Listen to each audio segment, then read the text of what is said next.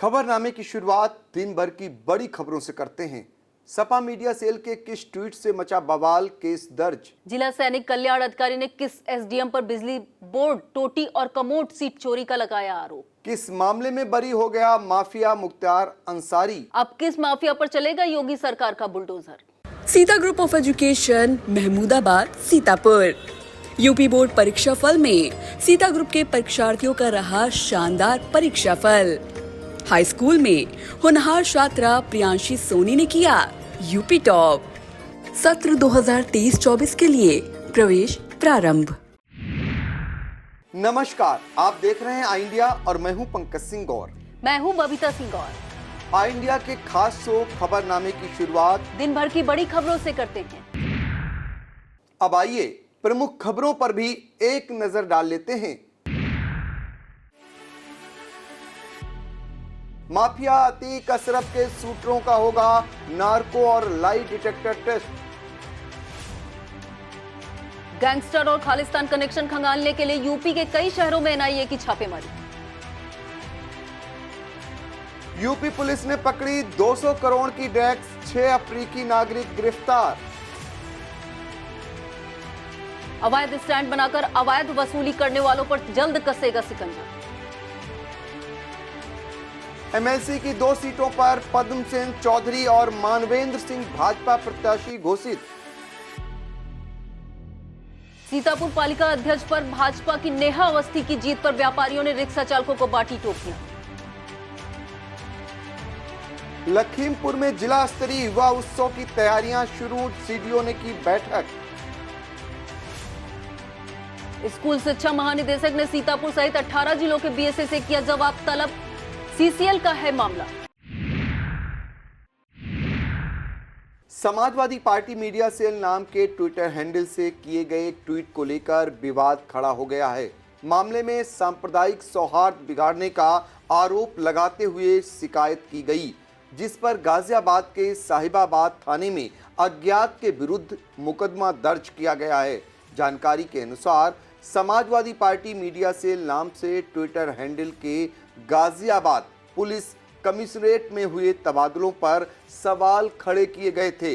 Tweet में आरोप लगाया गया था कि एक ही जात के लोगों की पोस्टिंग की गई है।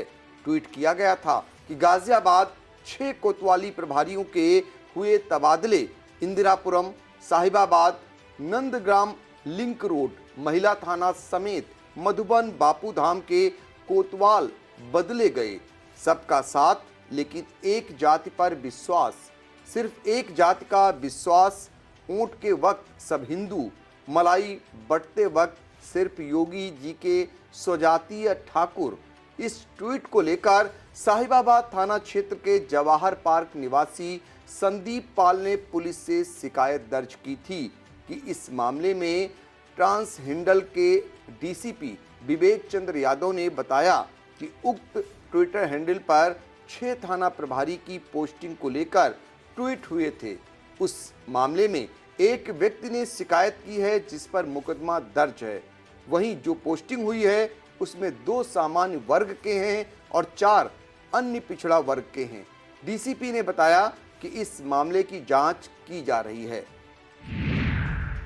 सीएसजेएम विश्वविद्यालय कानपुर एल्यूमिनी छात्रों की मदद से एक रोजगार मेला 20 मई को आयोजित करेगा, जिसमें कानपुर के छात्रों का पलायन से रोकने के लिए प्रयास किया जाएगा। इस मेले में 700 छात्रों को नौकरी दी जाएगी।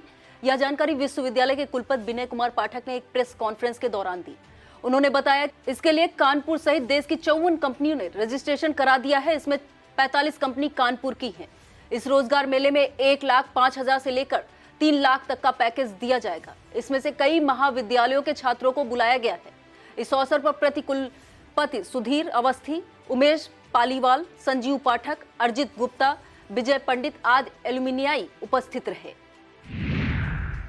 मऊ जिले के मोहम्मदाबाद गोहाना के एक छोटे से गांव शेखवाड़ा में जन्मे अशफाक खां के बेटे मिराज खान का आईपीएल के दिल्ली कैपिटल्स टीम में नेट बॉलर के तौर पर सिलेक्शन हुआ है। बताते चलें कि मिराज ने मऊ शहर में चलने वाले वेदांत क्रिकेट क्लब में अपने कैरियर की शुरुआत की।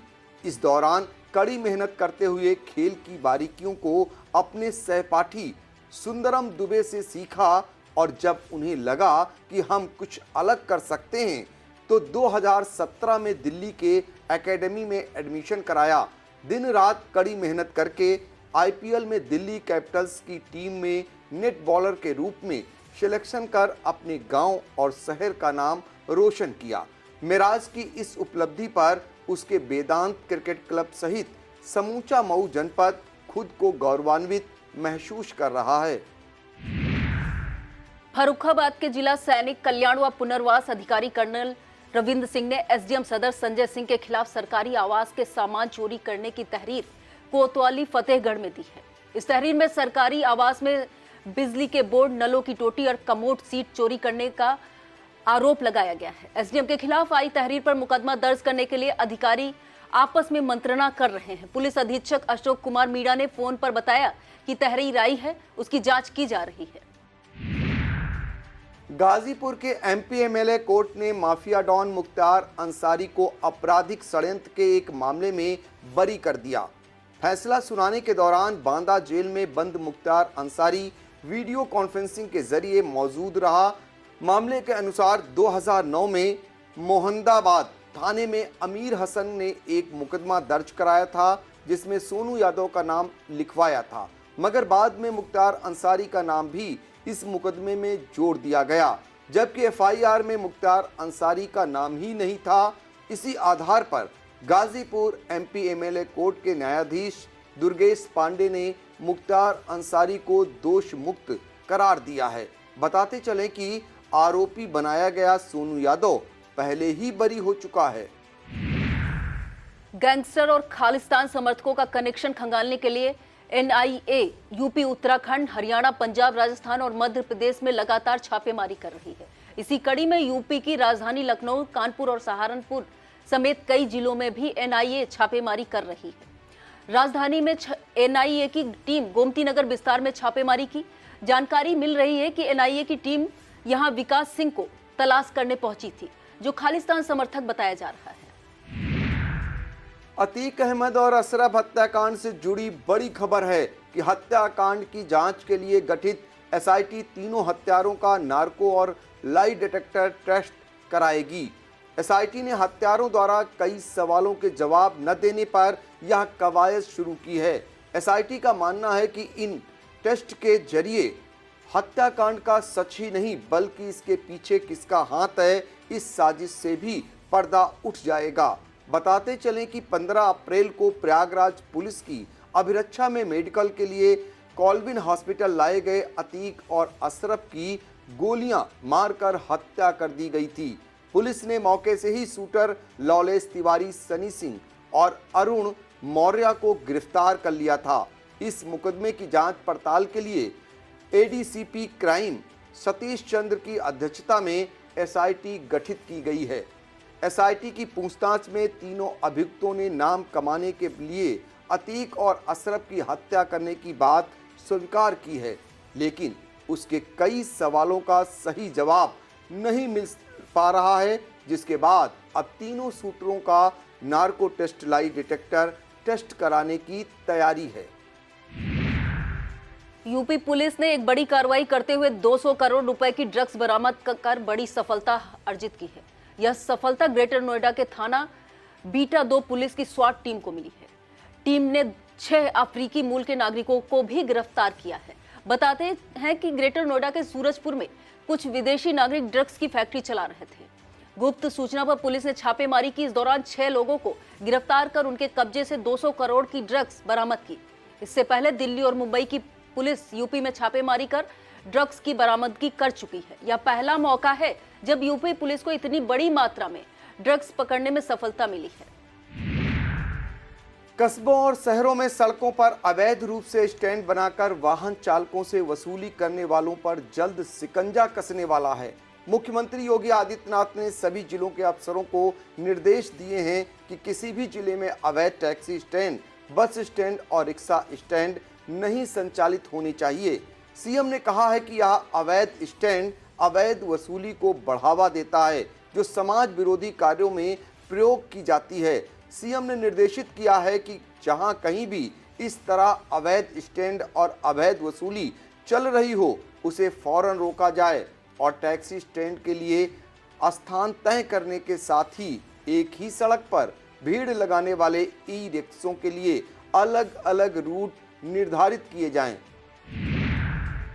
निकाय चुनाव के नतीजों में मेयर की सभी 17 सीटें जीतकर भाजपा जश्न भले ही मना ले, लेकिन नगर पालिका और नगर पंचायतों के नतीजे लोकसभा चुनाव की देहरी पर खड़ी भाजपा के लिए चिंता में डालने वाले हैं। यह नतीजे बता रहे हैं कि आने वाले लोकसभा चुनाव में भाजपा के लिए जीत की राह आसान नहीं होगी। भाजपा ने निकाय चुनाव को लोकसभा चुनाव के पूर्वाभ्यास तौर पर लड़ा है। मुख्यमंत्री से लेकर दोनों उप मुख्यमंत्री और मंत्रियों ने मेहनत भी की, लेकिन कुल 91 नगर पालिका और 191 नगर पंचायतों में भाजपा को जीत मिली है, जबकि 108 नगर पालिका और 353 नगर पंचायतों में हार का सामना करना पड़ा है। हाल ऐसा रहा कि दिग्गज भी अपने निर्वाचन क्षेत्रों में प्रत्याशियों को नहीं जिता सके। हैवी वेट यानी मोटे हो चुके पुलिस कर्मियों को असम सरकार स्वैच्छिक सेवानिवृत्त देने की तैयारी कर रही है। मुख्यमंत्री हेमंत बिस्वा शर्मा के निर्देश पर पुलिस मुख्यालय ने एक योजना बना ली है। इस योजना की परिधि में आईपीएस, एपीएस सहित असम के सभी पुलिसकर्मी आएंगे। पुलिस मुख्यालय ने इन सभी को वजन घटाने और मोटापा कम करने के लिए 15 अगस्त तक 3 महीने का समय दिया है। इसके बाद सभी के बॉडी मास इंडेक्स का आकलन शुरू किया जाएगा। इसके बाद 3 माह और यानी नवंबर के अंत तक का समय और दिया जाएगा। इसके बाद बीआरएस का विकल्प दिया जाएगा। मोटापे से जुड़ी थायराइड जैसी बीमारियों से ग्रसित पुलिस कर्मियों को इस योजना से छूट होगी। सड़क पर घूमकर गरीबों को सताने और भौकाल गांठने वाले माफिया का इलाज तकरीबन पूरा होने के बाद अब यूपी सरकार नसों में घुलने वाली यानी ड्रग्स माफिया पर बुलडोजर चलाने की तैयारी में है। मुख्यमंत्री योगी आदित्यनाथ ने ड्रग्स माफिया की कमर तोड़ने की हरी झंडी दे दी है।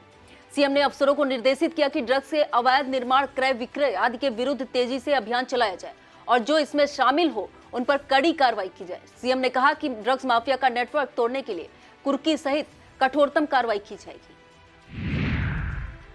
एमएलसी रहे बनवारी लाल के निधन और लक्ष्मण आचार्य के सिक्किम का राज्यपाल बनने से रिक्त हुई विधान परिषद की 2 सीटों पर भाजपा ने अपने चेहरों को ऐलान कर दिया है। भाजपा की ओर से पद्मसेन चौधरी और मानवेंद्र सिंह के नामों की घोषणा की गई है। कुर्मी जात के पद्मसेन चौधरी पूर्व सांसद हैं। वह 2022 के विधानसभा चुनाव में बहराइच जिले की भिनगा सीट से चुनाव लड़े थे, मगर हार गए थे।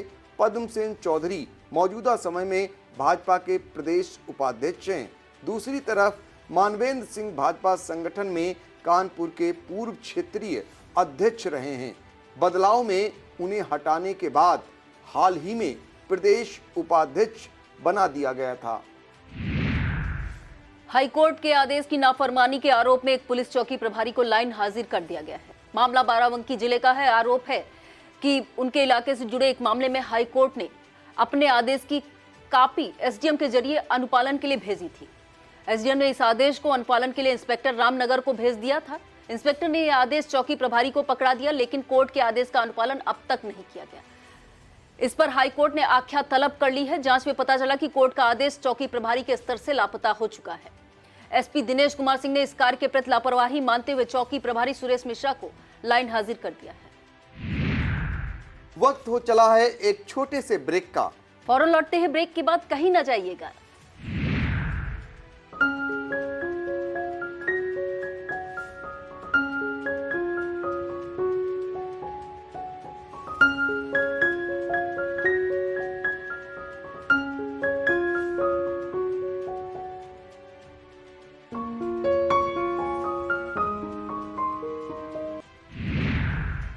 बेसिक शिक्षा विभाग में कार्यरत महिला शिक्षकों की चाइल्ड केयर लीव यानी सीसीएल के अवकाश आवेदनों को निरर्थक टिप्पणियों के साथ रद्द करने या लटकाए रखने के मामलों को लेकर स्कूल शिक्षा के महानिदेशक विजय किरण आनंद ने सख्त रुख अपनाया है। इस मामले में महानिदेशक ने यूपी के 18 जिलों के बीएसए से 1 सप्ताह में जवाब तलब किया है। साथ ही महानिदेशक ने इन सभी बीएसए को ऐसे हर मामले में स्थिति स्पष्ट करने का भी निर्देश दिया है। इन 18 जिलों में सीतापुर, लखीमपुर खीरी, बहराइच, बाराबंकी, हरदोई, शाहजहांपुर, सहारनपुर, रामपुर, रायबरेली, ललितपुर, प्रयागराज, फतेहपुर, हाथरस, कौशाम्बी, झांसी, बस्ती, देवरिया, चित्रकूट के बीएसए शामिल हैं। आइए अब आपको बताते हैं चाइल्ड केयर लीव का मामला क्या है। बेसिक शिक्षा विभाग में कार्यरत केवल महिला शिक्षकों को इस विशेष अवकाश की सुविधा मिली हुई है। यह अवकाश सवेतन दिया जाता है, यानी अवकाश के दिनों की कोई वेतन कटौती नहीं की जाती है।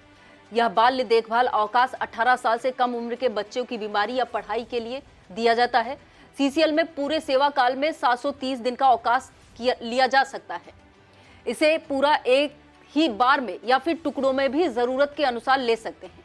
प्रतिक्रिया पर तहत किसी महिला शिक्षिका के सीसीएल को खंड शिक्षा अधिकारी फॉरवर्ड करते हैं और जिले के बीएसए स्वीकृत देते हैं। बेसिक शिक्षा से जुड़े सूत्रों के अनुसार मामला सवेतन अवकाश का होने के चलते सीसीएल की मंजूरी देने में खेल किया जाता है। चहेते आसानी से अवकाश पा जाते हैं और जिन पर कृपा नहीं होती है वह शिक्षिकाएं भटकती रहती हैं। अब इसी मामले में स्कूली शिक्षा के महानिदेशक विजय किरण आनंद ने जवाब तलब किया है। ज्ञानवापी मामले में हिंदू पक्ष को अदालत से बड़ी जीत हासिल हुई है। अदालत ने वाराणसी स्थित बहुचर्चित ज्ञानवापी परिसर में मिली शिवलिंग जैसी आकृति सहित पूरे विवादित परिसर के एएसआई सर्वे की याचिका मंजूर कर ली है। इस मामले में अगली सुनवाई 22 मई को होगी। कोर्ट ने मामले के दूसरे पक्ष अंजुमन इंतजामिया मसाजिद कमेटी को आपत्ति दाखिल करने के लिए 19 मई तक का समय दिया है। हिंदू पक्ष की तरफ से यह याचिका सुप्रीम कोर्ट के वरिष्ठ अधिवक्ता विष्णु शंकर जैन ने दाखिल की है। जिला जज डॉक्टर अजय कृष्ण विश्वेश की अदालत में अधिवक्ता विष्णु शंकर जैन ने शिवलिंग नुमा आकृति सहित पूरे विवादित स्थल के एएसआई से वैज्ञानिक पद्धति से जांच कराने की मांग को लेकर प्रार्थना पत्र दिया था। आर्थिक रूप से कमजोर सामान्य श्रेणी के लोगों को मिल रहे आरक्षण पर सुप्रीम कोर्ट ने एक बार फिर मोहर लगा दी है। सुप्रीम कोर्ट ने इस आरक्षण को उचित ठहराने के फैसले पर पुनर्विचार की मांग वाली याचिका को खारिज कर दिया है। इस याचिका पर सुनवाई प्रधान न्यायाधीश डीवाई चंद्रचूड़ की अध्यक्षता वाली 5 न्यायाधीशों की संविधान पीठ ने की है। इस आरक्षण के तहत सामान्य श्रेणी के आर्थिक रूप से कमजोर वर्ग को शिक्षण संस्थानों में प्रवेश और नौकरियों में 10% आरक्षण मिल रहा है। एक पुरानी कहावत है कि पुलिस सांप को रस्सी और रस्सी को सांप बना सकती है। ऐसा ही एक मामला बस्ती जिले से सामने आया है। 20 साल पहले पुलिस ने जिस व्यक्ति को चरसी बताकर इनके कब्जे से हीरोइन की बरामदगी दिखाते हुए जेल भेजा था, उसे अदालत ने बेगुनाह करार देते हुए बरी कर दिया है। बताते चलें कि वर्ष 2003 में बस्ती पुलिस ने अयूब सहित 3 को पकड़कर इनके कब्जे से 1 करोड़ के हीरोइन की बरामदगी दिखाते हुए गिरफ्तार कर जेल भेजा था। इनके कब्जे से बरामद पाउडर, जिसे पुलिस ने हीरोइन बताया था, दिल्ली की विधि विज्ञान प्रयोगशाला की रिपोर्ट में वह साधारण पाउडर निकला है। बस्ती जिला न्यायालय के न्यायाधीश विजय कटियार ने मामले की सुनवाई पूरी कर आरोपी को बरी कर दिया है। अब खबरें जनपद सीतापुर से। सीतापुर नगर पालिका अध्यक्ष पद पर भाजपा की नेहा अवस्थी को जीत मिलने से उत्साहित व्यापारियों ने रिक्शा चालकों को टोपियों का वितरण किया।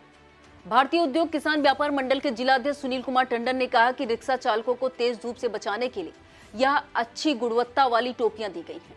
इस कार्यक्रम के दौरान पूर्व जिला पंचायत उपाध्यक्ष मुनिंद्र अवस्थी, सीए हरीश शाह, मोनू सहगल, आशीष गुप्ता, सुभाष गुप्ता, महेश पांडे, शाहरुख खान, राजीव भाटिया, कमलेश पांडे, गुरप्रीत सिंह, प्रीतम सिंह, गुरमीत सिंह, विजय शंकर गुप्ता, प्रदीप साहनी, मुर्तजा राम प्यारे पांडे, शुभम गुप्ता, लक्ष्मण रस्तोगी, उत्तम वैश्य और सुरेश नंदन सहित तमाम व्यापारी और समाज सेवी मौजूद रहे। महमूदाबाद के सेठ राम गुलाम पटेल मेमोरियल इंटर कॉलेज में मेधावी सम्मान समारोह आयोजित किया गया। इस कार्यक्रम की मुख्य अतिथि महमूदाबाद विधायक आशा मौर्य ने ट्रस्ट के प्रबंधक डॉक्टर विनीता चंद्रा, वरिष्ठ सदस्य डॉक्टर अखिलेश कुमार, ट्रस्टी राजेश प्रताप सिंह चौहान, उपाध्यक्ष नरेश चंद्र के साथ कार्यक्रम का शुभारंभ किया। हाई स्कूल के टॉपर पल्लवी, तुषार और अविरल एवं इंटरमीडिएट के टॉपर सीमा, हर्षिता शुक्ला और दिवाकर को विधायक आशा मौर्य ने साइकिलें प्रदान की। कार्यक्रम में हाई स्कूल और इंटर के 20-20 मेधावियों को पुरस्कृत किया गया। इस दौरान सेठ राम गुलाम पटेल इंटर कॉलेज के प्रधानाचार्य सुधीर कुमार, उप प्रधानाचार्य अश्विनी कुमार, तीनों संस्थाओं के समन्वयक सत्यम मिश्र आदि मौजूद रहे। जिला शिक्षा एवं प्रशिक्षण संस्थान खैराबाद के उप शिक्षा निदेशक और प्राचार्य ओपी यादव द्वारा उत्तर प्रदेश लोक सेवा आयोग द्वारा चयनित राजकीय माध्यमिक विद्यालयों के नवनियुक्त सहायक अध्यापकों प्रवक्ताओं का 6 दिवसीय उन्मुखीकरण कार्यक्रम का समापन किया गया। इस अवसर पर सभी प्रतिभागियों से प्रशिक्षण का फीडबैक प्राप्त किया गया एवं भविष्य की कार्य योजना पर भी विचार विमर्श किए गए। प्रशिक्षण का संचालन डायट के प्राचार्य प्रभारी और प्रवक्ता अमित कुमार ने किया और तकनीकी सहयोग कनिष्ठ सहायक शशांक तिवारी द्वारा किया गया। जिलाधिकारी अनुज सिंह की अध्यक्षता में किसान दिवस का आयोजन कलेक्ट्रेट सभागार में किया गया। किसान दिवस में कृषि एवं संबंधित विभागों के अधिकारी गणों के साथ ही विभिन्न विकास खंडों से किसान एवं किसान संगठनों के प्रतिनिधि भी उपस्थित रहे। उप कृषि निदेशक डॉक्टर एसके सिंह द्वारा गत किसान दिवस बैठक में प्राप्त समस्याओं के निस्तारण की स्थिति से अवगत कराया गया, जिसमें पाया गया कि विभिन्न विभागों की 6 शिकायतों में से 4 शिकायतों का निस्तारण हो पाया था। जिलाधिकारी द्वारा निर्देशित किया गया कि किसानों की शिकायतों का प्राथमिकता के आधार पर नियमानुसार निस्तारण किया जाए।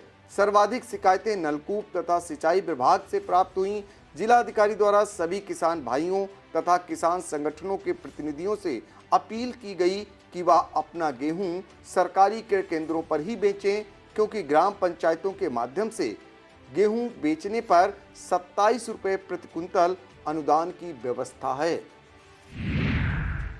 सीतापुर के पारासराय धोंधी स्थित JS Singh institute of pharmacy में मेधावी छात्र छात्रा सम्मान समारोह आयोजित किया गया। इस समारोह में महमूदाबाद के Sardar Singh convent inter college की यूपी टॉपर सूची में 5वीं रैंक प्राप्त आकांक्षा वर्मा, 9वीं रैंक प्राप्त प्रतिभा वर्मा, 10वीं रैंक प्राप्त आशुतोष वर्मा को डॉक्टर सुजीत गुप्ता द्वारा सम्मानित किया गया।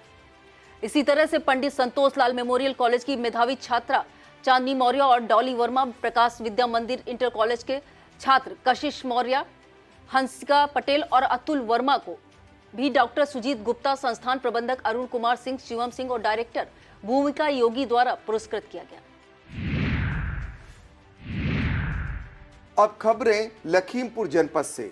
LLB पाठ्यक्रम में अध्ययनरत छात्र छात्राओं के लिए 1 जून से 10 जून के मध्य 10 दिवसीय ग्रीष्मकालीन इंटर्नशिप कार्यक्रम एवं 20 दिनों के लिए प्रोजेक्ट वर्क का आयोजन लखनऊ जोन में किए जाने के लिए उत्तर प्रदेश राज्य विधिक सेवा प्राधिकरण लखनऊ से निर्देश प्राप्त हुए हैं। यह जानकारी जिला विधिक सेवा प्राधिकरण लखीमपुर खीरी के सचिव और अपर जिला जज दीपेंद्र कुमार सिंह प्रथम ने दी। उन्होंने बताया कि उपरोक्त कार्यक्रम के तहत ऐसे छात्र छात्राएं आवेदन कर सकते हैं जो कि क्लस्टर जिलों के किसी भी मान्यता प्राप्त लॉ यूनिवर्सिटी या लॉ कॉलेज से 5 वर्षीय कोर्स या 3 वर्षीय LLB कोर्स कर रहे हैं। इस इंटर्नशिप कार्यक्रम में प्रतिभाग करने के इच्छुक छात्र छात्राएं 24 मई तक कार्यालय जिला विधिक सेवा प्राधिकरण दीवानी न्यायालय परिसर लखीमपुर खीरी में साय 5 बजे तक अपना आवेदन पत्र जमा कर सकते हैं। युवा कार्यक्रम एवं खेल मंत्रालय द्वारा सरकार के नेहरू युवा केंद्र के तत्वाधान में 1 दिवसीय जिला स्तरीय युवा उत्सव 2023 कार्यक्रम का आयोजन 31 मई को पंडित दीनदयाल उपाध्याय सरस्वती विद्या मंदिर इंटर कॉलेज में होगा। जिला युवा उत्सव 2023 के आयोजन के संबंध में लखीमपुर के CDO अनिल कुमार सिंह की अध्यक्षता में जिला कार्यक्रम सलाहकार समिति की बैठक हुई। बैठक में मुख्य विकास अधिकारी ने प्रतियोगिताओं के लिए प्रतिभागियों का नामांकन, निर्णायक मंडल का गठन एवं पुरस्कार वितरण समेत पूरे कार्यक्रम के क्रियान्वयन की रूपरेखा पर अफसरों के साथ मंथन किया। युवा उत्सव में केंद्र प्रदेश सरकार की जन कल्याणकारी योजनाओं, कार्यक्रमों एवं नीतियों पर आधारित प्रदर्शनी भी लगेगी, जिसमें सरकारी विभाग बढ़ चढ़कर प्रतिभाग करें। उन्होंने निर्देश दिया कि जिला युवा उत्सव 2023 कार्यक्रम का व्यापक प्रचार प्रसार कराते हुए जन सामान्य की भी सहभागिता सुनिश्चित की जाए। बैठक में परियोजना निदेशक के पांडे, उपायुक्त उद्योग संजय सिंह, जिला ग्राम उद्योग अधिकारी दिनेश श्रीवास्तव, अग्रणी जिला प्रबंधक अजय कुमार पांडे, जिला कार्यक्रम अधिकारी सुनील श्रीवास्तव, ADIO नरेंद्र कुमार मौजूद रहे।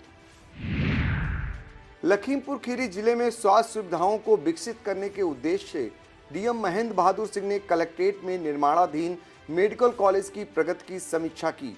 डीएम ने मेडिकल कॉलेज निर्माण की सुस्त गति पर कड़ी नाराजगी जताते हुए इसका गुणवत्तापरक निर्माण तय समय सीमा के भीतर पूरा करने के निर्देश दिए। डीएम ने कहा कि मेडिकल कॉलेज के डी ब्लॉक के निर्माण में आ रही स्कैन की शिफ्टिंग की शासन से हरी झंडी मिलते ही कार्यदायी संस्था को भवन का ध्वस्तीकरण निर्माण कार्य बिना किसी देरी के शुरू कराना होगा। इसका वर्किंग प्लान अभी से बना लें ताकि उस ब्लॉक का भी ससमय निर्माण कार्य पूरा हो सके। बैठक में CDO Anil Kumar Singh, medical college के प्राचार्य doctor Shailesh Goyal, CMO doctor Santosh Gupta, CMS doctor SC Srivastava, CMS doctor Jyoti Mehtra, consultant agency DLF की टीम, डीएसटीओ अरविंद वर्मा सहित निर्माण संस्था से जुड़े प्रतिनिधि और अन्य संबंधित अफसर मौजूद रहे। वित्तीय वर्ष 2023-24 से दिव्यांगजन सशक्तिकरण विभाग द्वारा कृत्रिम अंग सहायक उपकरण योजना ऑनलाइन कर दी गई है, जिसके तहत दिव्यांगजनों को निःशुल्क कृत्रिम अंग एवं सहायक उपकरण, ट्राईसाइकिल, व्हीलचेयर, वैसाखी, कान की machine, smart cane, MR kit, leprosy kit, कृत्रिम हाथ, कृत्रिम पैर व कैलीपर आदि प्रदान किए जाते हैं। यह जानकारी लखीमपुर के जिला दिव्यांगजन सशक्तिकरण अधिकारी बीरपाल ने दी। उन्होंने बताया कि जिन दिव्यांगजनों को कृत्रिम अंग एवं सहायक उपकरण की जरूरत है और उन्हें विगत 3 वर्षों में दिव्यांगजन सशक्तिकरण विभाग अथवा अन्य स्रोत से कोई उपकरण प्राप्त नहीं हुआ है, वह न्यूनतम 40% का दिव्यांगता प्रमाण पत्र, आय प्रमाण पत्र, निवास प्रमाण पत्र, जाति प्रमाण पत्र, आधार कार्ड, रंगीन फोटो तथा चिकित्सा आधारकारी से उपकरण हेतु संस्तुति प्रमाण पत्र सहित वेबसाइट पर ऑनलाइन आवेदन कर उसकी हार्ड कॉपी कार्यालय जिला दिव्यांगजन सशक्तिकरण अधिकारी लखीमपुर में जमा करें। यह था आज का खबरनामा। आप देखते रहिए इंडिया। हमें दीजिए इजाजत। नमस्कार।